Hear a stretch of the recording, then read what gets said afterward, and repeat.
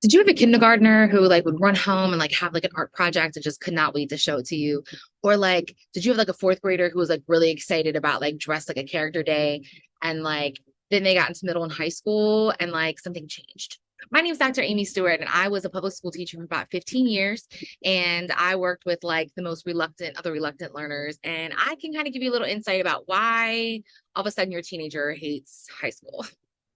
So one of the big differences in elementary school to high school, which I think makes really all of the difference, is in elementary school, you typically had one teacher, maybe like a support staff in there with you. And even when the kids started to change classes, there mostly was like one homeroom, and then maybe they went to like another third grade teacher for science and another third grade teacher for social studies, and then maybe they stayed with them, their main teacher for like reading and math. That's how it was when I was in elementary school. And the beauty of all that was those teachers taught all of the kids, and they were able to create these awesome units that, in English class, we were, language arts, we're reading about Japan, we were reading a novel. And then in social studies class, we're talking about Japan, right? And then in math class, we're talking about Japanese math and the abacus. And then in music, we were learning, like, it was all around. And then we had like a big festival. So, and you see a lot of these like learning expos, these festivals, these like special like days in elementary school because the teachers are able to work together.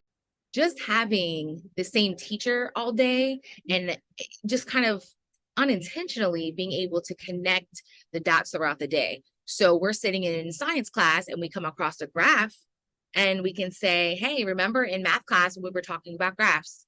Just something very simple. Once you move into middle and high school, now middle school, like I taught on a team in middle school. I taught eighth grade language arts for a while. And while we did meet as a team once a week for planning, a lot of times those planning periods were pulled for an IEP meeting, or if there was a child that was like extremely disruptive and we needed to have a parent conference.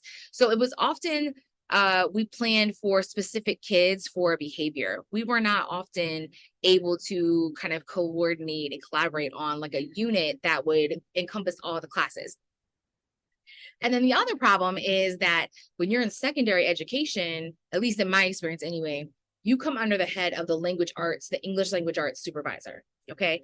So when I would plan as a language arts teacher, even though I was teaching middle school and even though I was on a team, I often was put in professional development with other like English teachers teaching high school.